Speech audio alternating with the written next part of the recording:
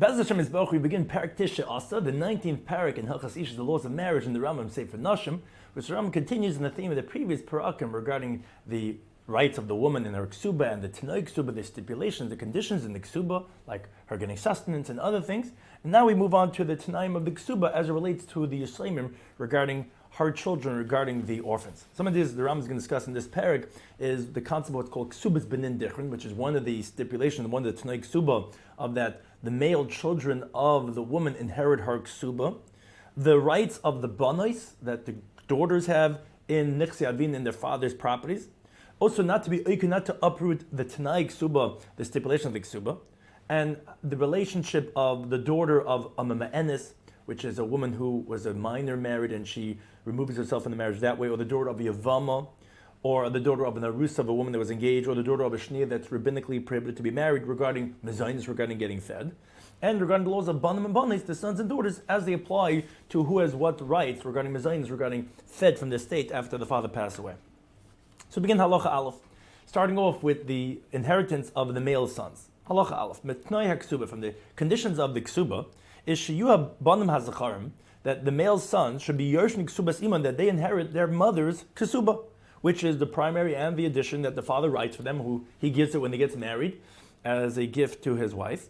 They inherit that. Une dunyasa, and also her dowry, meaning that that she brought into the marriage, which were called the iron sheep assets, which on some level, the nichsim look she always had, but Tzem Basel on some level, like she's giving it to him, because he takes responsibility and he insures it.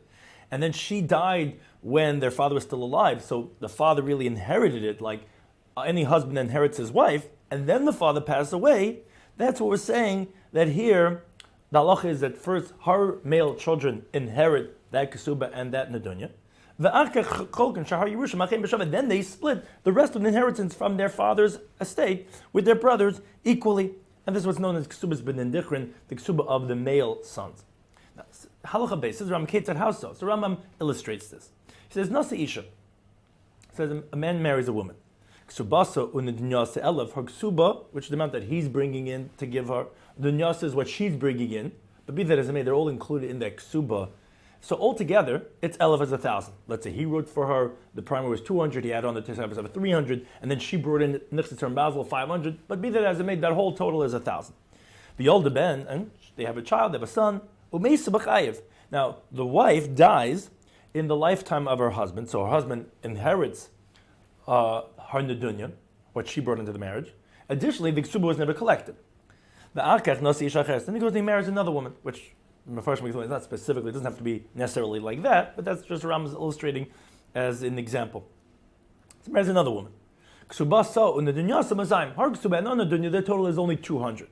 The older ben, and they have a son, and that wife also dies in her husband's lifetime.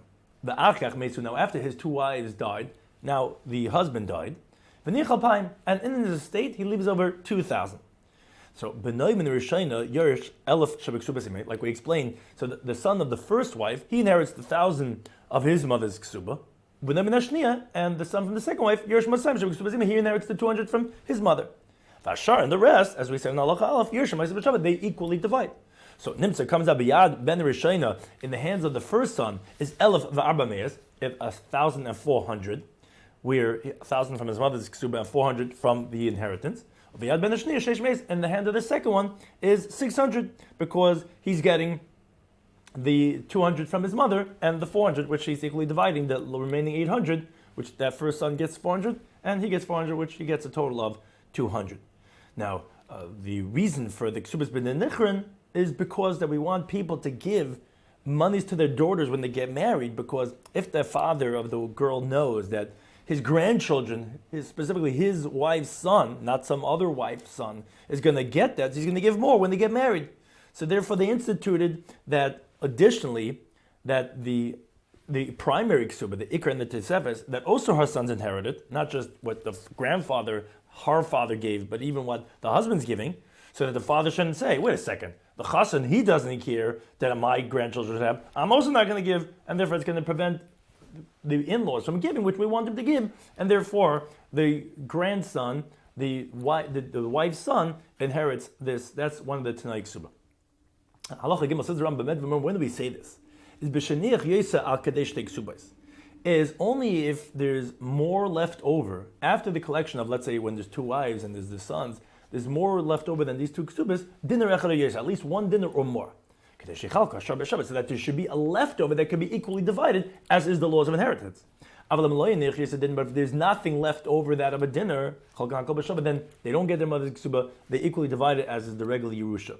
As Rambam explains, if you're going to do it in the Takana Drabban in a way that each one's going to get the mother's ksuba, you're not going to have one dinner left to divide it amongst inheritors. So it comes to this stipulation of the ksuba, which is only rabbinic, it's going to nullify the inheritance between the sons in an equal manner, which is biblical. So the rabbis did not institute their takana to nullify the biblical Yerusha. It's only if there's going to be something left over that then each son inherits his mother's ksuba. Halacha doubt. Rabbi says Rambam, so too, it's not only just with two wives, if a man married many wives, whether it's in succession, one after another, or whether at the same time, simultaneous, but they all die when he's alive. And he has from them many sons. If you have at least from leftover, after all the mother's ksubas are given to their children, there's still at least leftover a dinner, then every single one inherits their mother's ksuba, and then the rest divided equally, but again, there has to be at least a dinner left over. Now, halacha hey, let's say there wasn't a dinner left over, but Amr HaYisayim, the orphans of the woman who had the larger ksuba, who they obviously want to get their mother's ksuba, then they get much more than just dividing equally. So they say, you know what? We will give to the state, we'll add on a dinner, so that there's going to be some leftover, so that they can take the mother's ksuba. That's a good idea. It's worth it to spend a few dinars so that we could just up the amount that there'll be some leftovers, that we could get this huge windfall of our mother's ksuba. So the Rambam in Shemana, we don't listen to them. Rather, we evaluate the estate in court. How much was it worth at the time that the father passed away? And even if the estate increased or diminished after the father passed away, before they came to divide it, we evaluate exactly how much it was worth at the moment the father passed away. That's the moment of truth.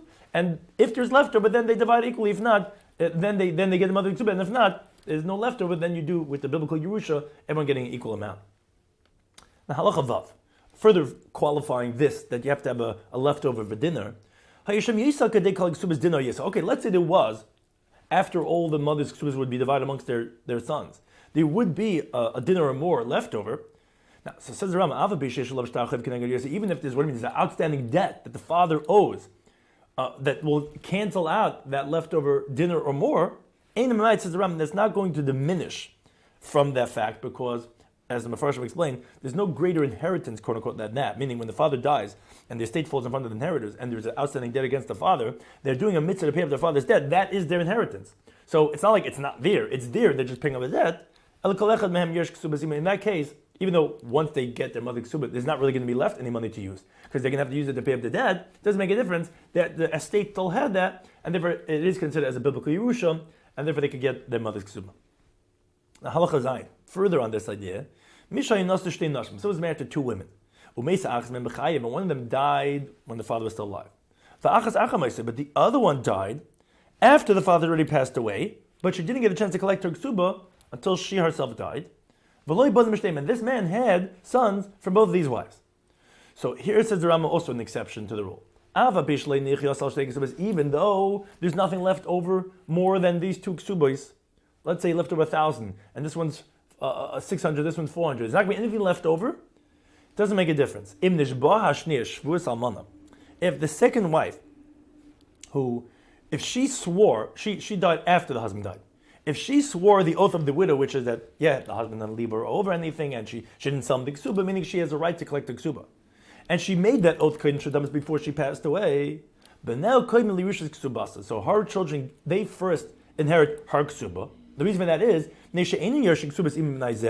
they get the mother ksuba, they're not getting it because of the stipulation of ksubas bin din dichron, that requires this extra din being left over. That's not why they're getting it. They're inheriting biblically from their mother. The mother already made the oath. It's already hers. She doesn't get a chance to do the actual collection, but it's already hers. And biblically, they inherit from their mother.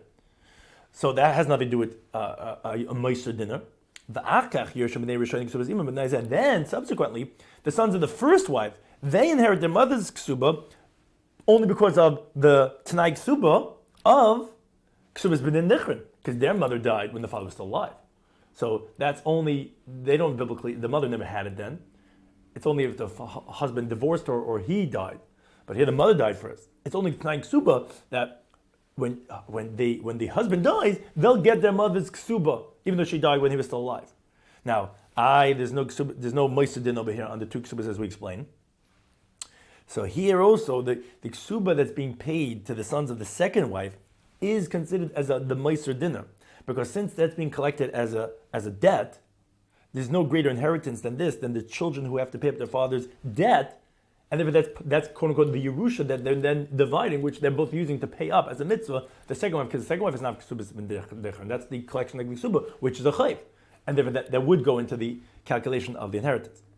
Now, but b'neshasham klum.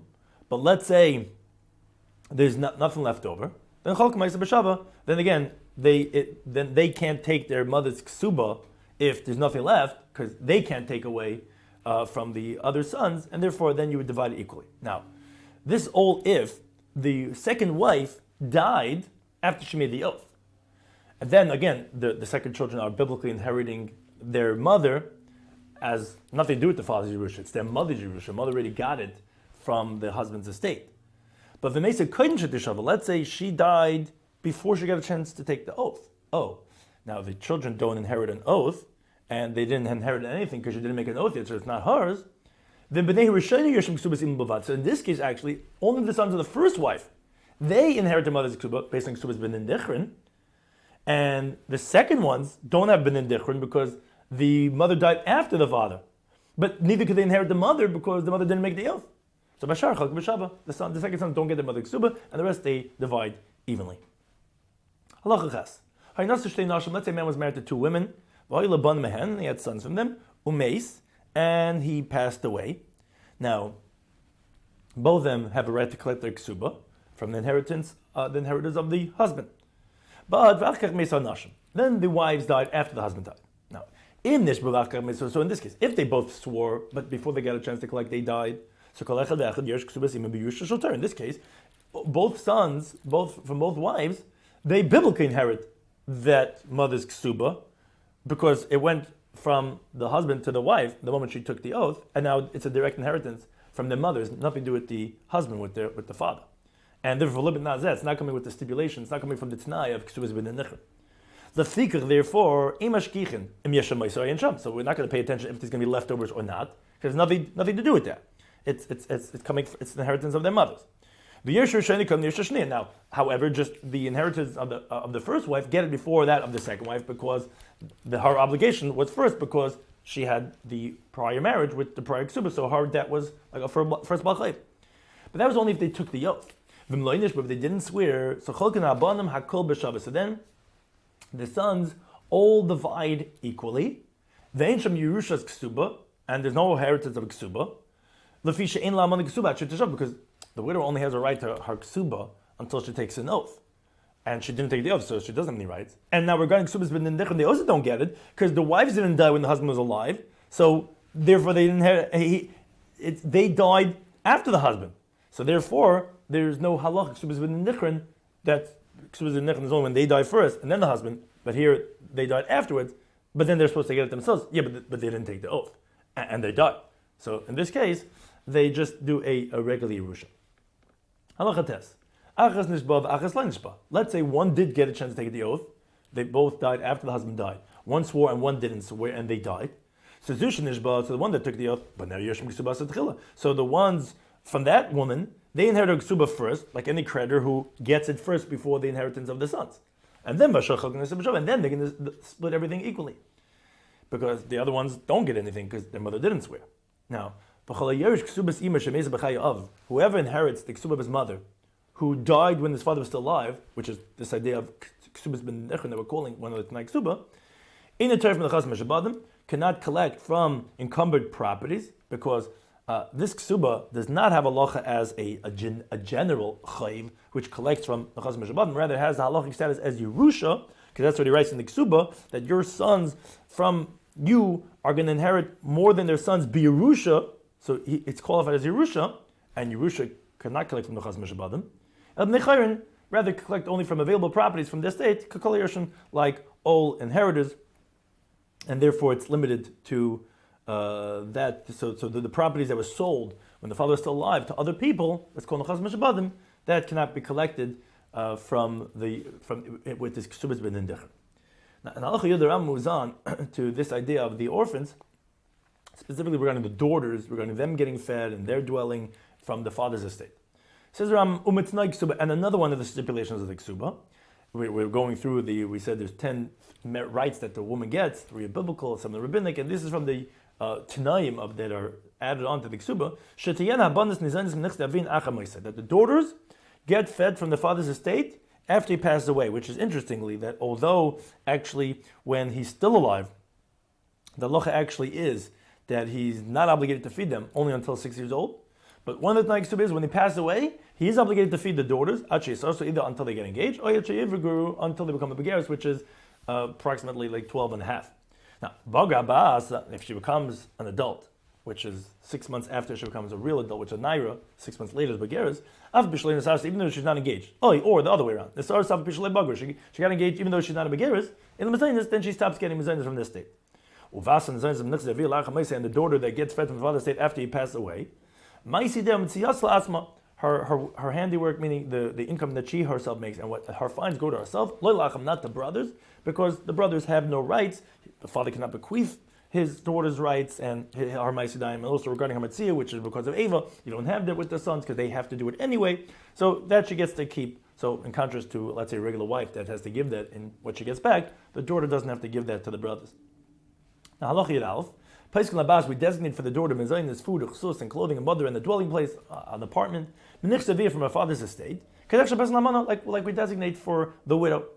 And we also sell the properties to be able to feed for the grocery bill for the daughter and her clothing, without making any announcements. Just like we said previously regarding the selling for the food and the clothing of the widow, which we can't waste time when they need food to the grocery to go do these announcements.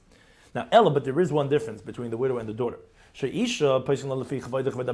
woman, we designate her the amount according to her status or the status of her husband, whichever one's greater. But regarding the daughter, nothing to do with status, we just do whatever is necessary, and that's all we give.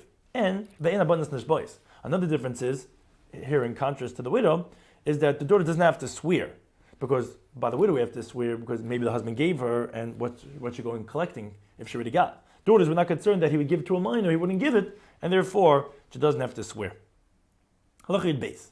In the bottom Yoshing Ksubas Iman, the sons do not inherit their mother's ksuba, which is what we mentioned in the previous halachas, what's called ksubas ben nichrin, and this one that we just mentioned now, and neither does the daughters get fed, which we just mentioned that from the father's estate after he dies, with all these stipulations, only if they're producing the document that they have to show the mother's ksuba, which including that are these tanai ksuba.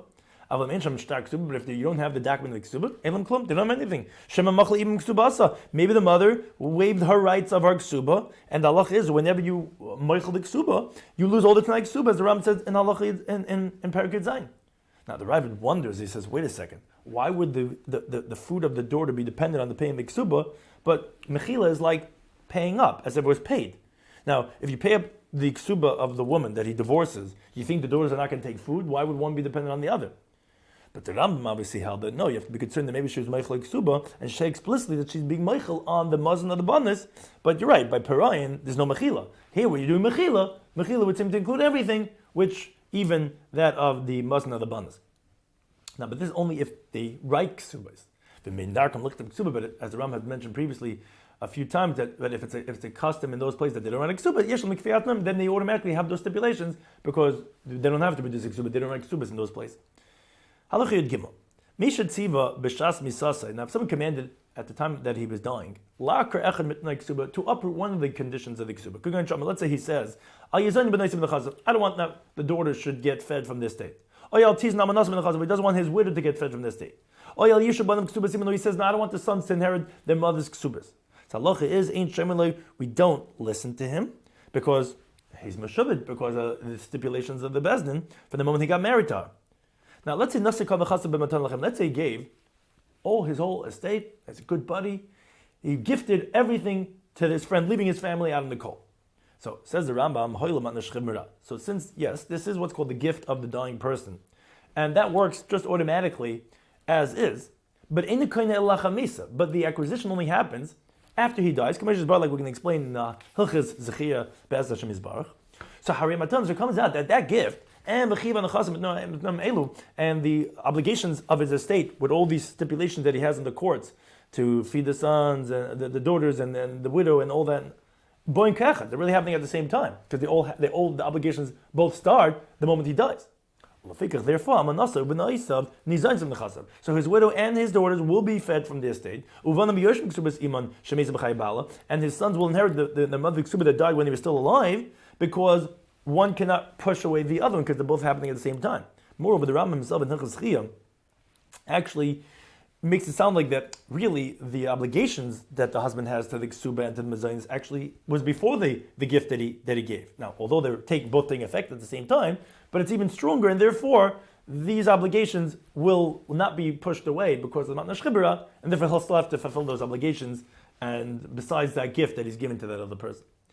Halach Yudal, Bas Hamama Enes, the daughter of a woman that did miyun, meaning if someone marries a minor orphan, and she could refuse that marriage up until she becomes an adult, what's called miyun. She doesn't need a get. She could just leave the union. Now, if she was impregnated, and she did miyun to her husband, and then she gave birth to a daughter, so the daughter of a me'enes, Hariyah Kasharban, this is like all other daughters, and she gets sustenance from the state after her father passed away. Now, although, as the Mefarshim find difficult, the me'enes doesn't have a ksuba, as the Rambam himself says later on, Perich of Dalid. So if you don't have a ksuba, then you don't have Tanai ksuba either. So how could the daughter even get fed? So what you could say is that it's not true, because the me'enes actually does get a ksuba when she gets engaged with all the Tanai ksuba. It's just that afterwards she caused herself to get a loss by doing miyun, so she loses her ksuba.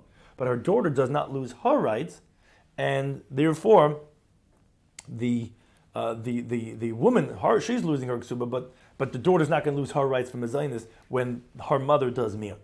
Now, according to the Ravid, actually, this whole halacha doesn't even start, because he says a minor that's doing miyun cannot give birth yet because she's a minor. So how could she have a daughter?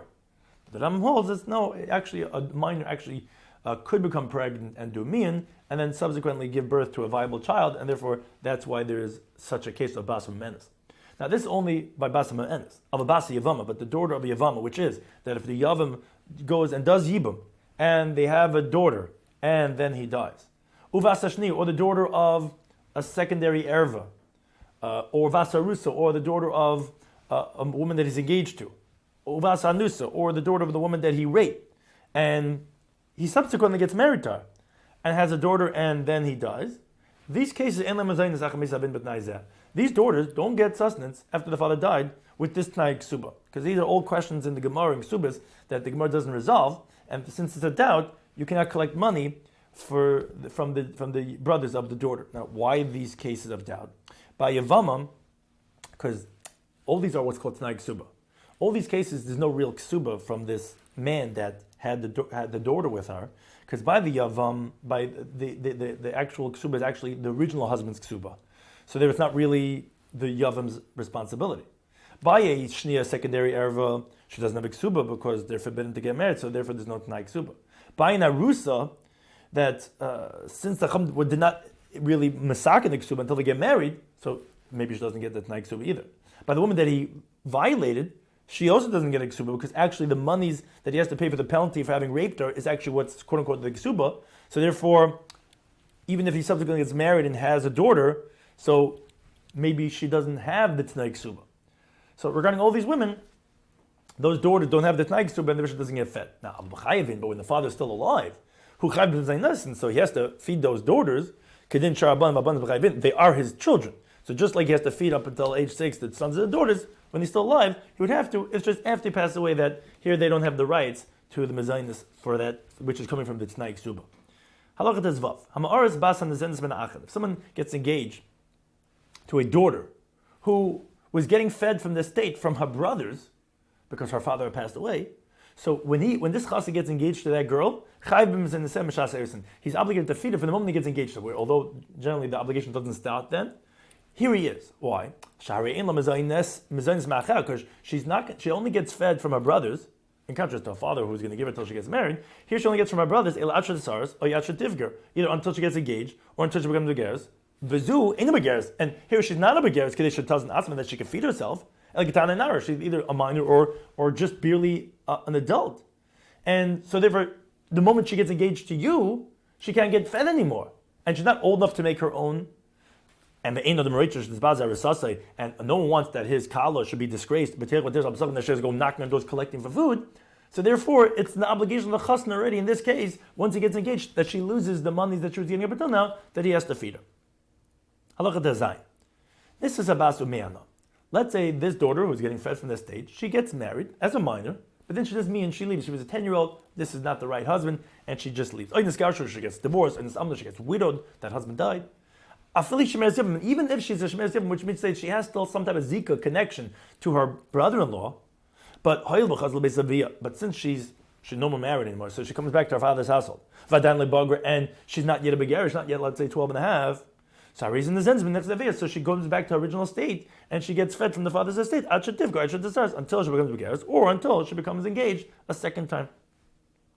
Now, Halachit Zayin, now the Ram goes regarding, we had mentioned this parak, the previous parak, regarding the Tanai Ksuba, for the rights, for after the husband dies, the father, husband, for that people get fed from his estate. So now we talk about, okay, who gets precedence in the father's estate between the sons, the daughters, the widow.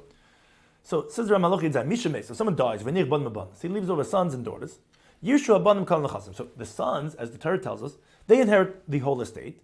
And they feed their sisters, which is from the Tanai Ksuba. Like we said, until they become a begeris or until they get engaged. Now, but then remember when we say this, when the father leaves over his estate, that both the sons and daughters could get enough sustenance as at the same time, until the girls get old enough that then they're no more part of the Ksubas, the Tanai Ksuba, and then they'll move on. That's what's called in halacha as a large estate. But if let's say the estate does not have that amount, rather less than that, so then the process is going to be different. So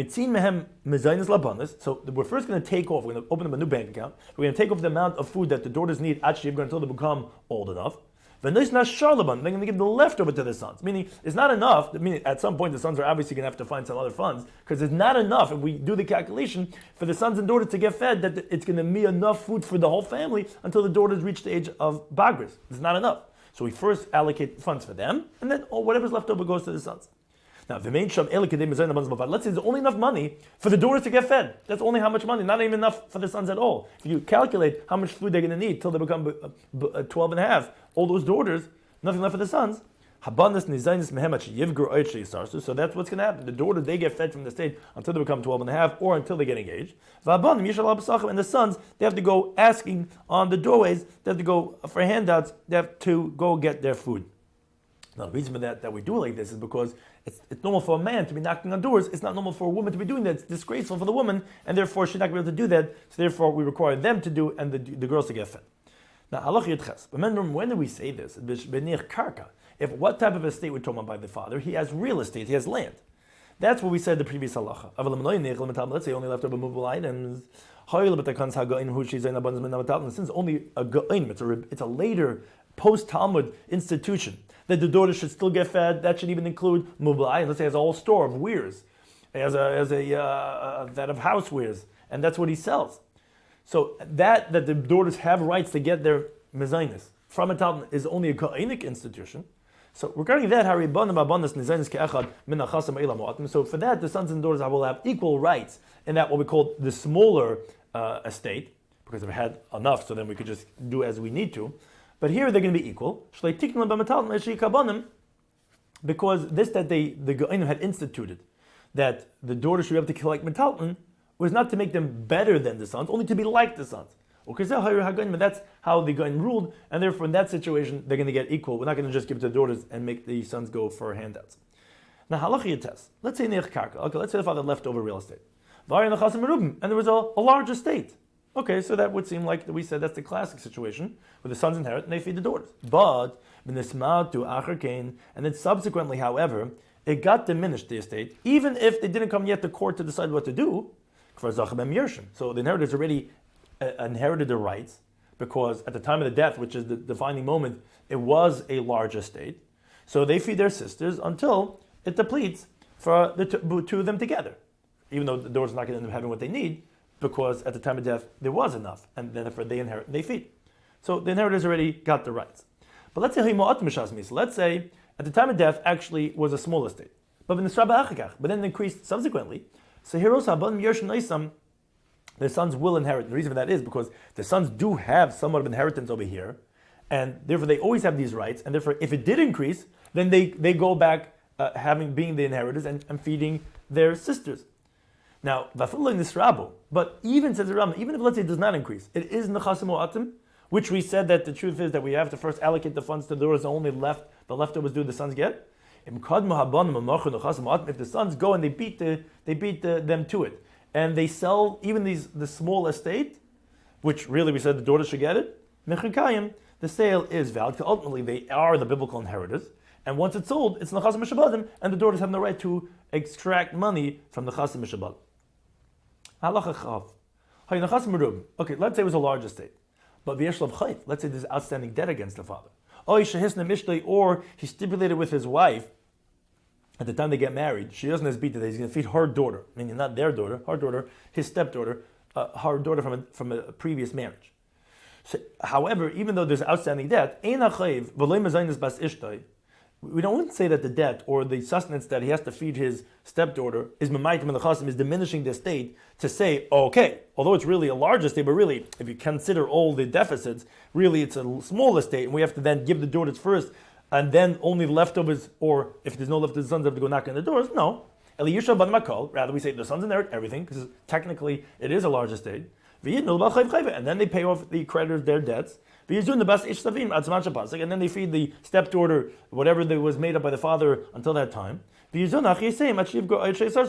sisters get fed until they become begaris, or until they become engaged. And the sons are also going to be able to use it at the same time.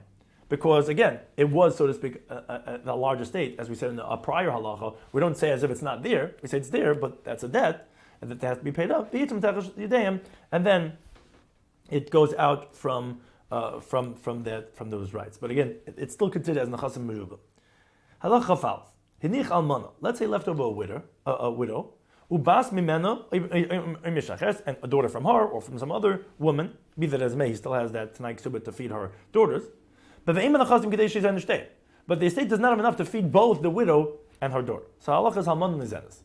The widow gets fed, and now here the daughter has to go knocking on doors, because Stigmar Babasar tells us the honor of his widow, of his wife, is greater than the honor, the dignity of his daughters. And says Ramachin and Sutu, I say, Shemazainis Abbas, that the food for the daughter is also commonly, in other words, an equivalency of like the widow getting before the daughter, that the daughter's sustenance are commonly Rishas Ben as Ksubas Imai, Shemes B'chayav. That comes before the inheritance of the sons, of their mother's ksuba, when their mother died when the father was still alive, which that's what we were calling all along ksubas b'nindichren. Now, why does the daughter's sustenance come first? As the Rambam explains, although they're both Tanai ksuba, so who said that their rights is before the son's rights?